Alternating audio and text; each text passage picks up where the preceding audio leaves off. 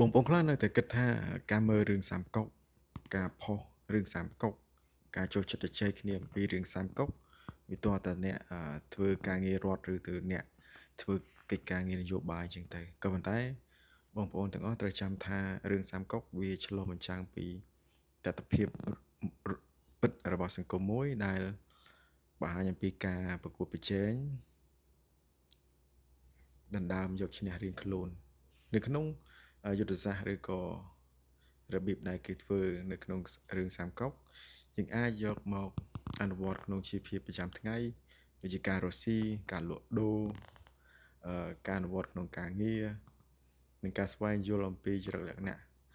របស់តួអង្គនីមួយៗក្នុងការដឹកនាំការអត់ធ្មត់ការឆេវឆាវការមានះនិងការប្រើប្រាស់ពេលវេលា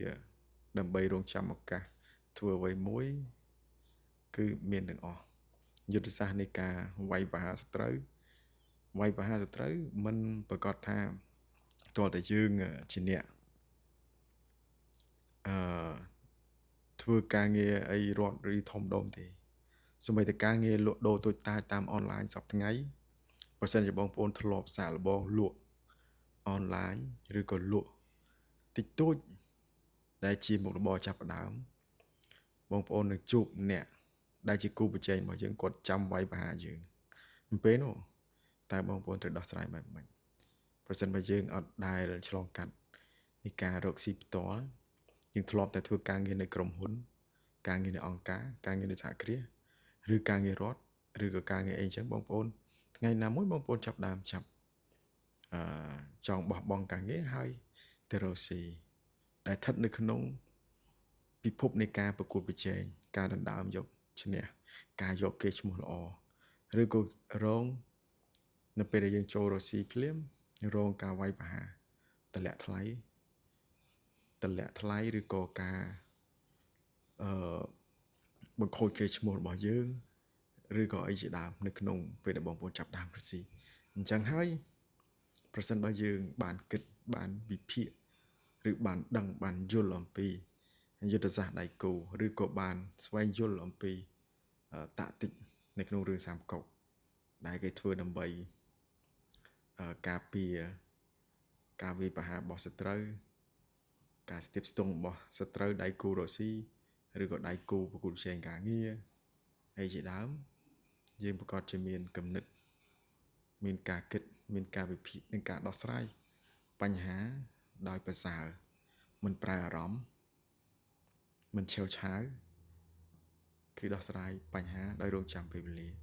ស្ងប់ចិត្តអត់ធ្មត់ចាំឱកាសល្អដើម្បីតបតឬក៏ប្រើកំហឹងអឺដោះស្រាយឬក៏ប្រើភាពក្រអឺតក្រទមនៅក្នុងការធ្វើកិច្ចការងារហ្នឹងប្រមាថអ្នកដទៃ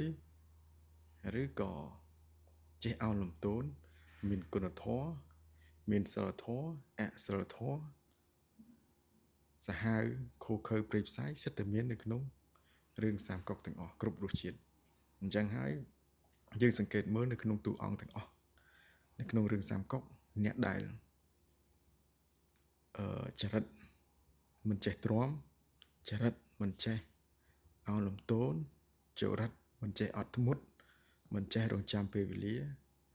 តែងតែបរាជ័យក្នុងរយៈពេលខ្លីមិនចេះស្ដាប់យោបល់អ្នកដទៃដូចជាអឺលីពូជាដើមលីពូគាត់គ្មានយុទ្ធសាស្ត្រក្នុងការដឹកនាំប៉ុន្តែគាត់មានទីប្រឹក្សាដ៏ល្អប៉ុន្តែគាត់មិនព្រមស្ដាប់ទីប្រឹក្សាឈិនកុងថៃទេគាត់ស្ដាប់តាមប្រពន្ធរបស់គាត់គ្រួសាររបស់គាត់ដែលធ្វើឲ្យគាត់បរាជ័យយ៉ាងលឿននៅក្នុងប្រវត្តិសាស្ត្រក៏ប៉ុន្តែបើសិនជាគាត់អត់មានសមត្ថភាពក្នុងការដឹកនាំគាត់ចេះស្ដាប់យោបល់ទីប្រឹក្សាគាត់ចេះស្ដាប់អ្នកដែលមានជំនាញរៀបចំយុទ្ធសាស្ត្រឲ្យគាត់មានអ្នកប្រវត្តិសាស្ត្រច្រើនគិតថាប្រវត្តិសាស្ត្រសាមកុកប្រហែលជាត្រូវបានកែប្រែមិនត្រូវបានដូចដែលឃើញយើងឃើញគេសរសេរដូចសពថ្ងៃទេអរគុណច្រើន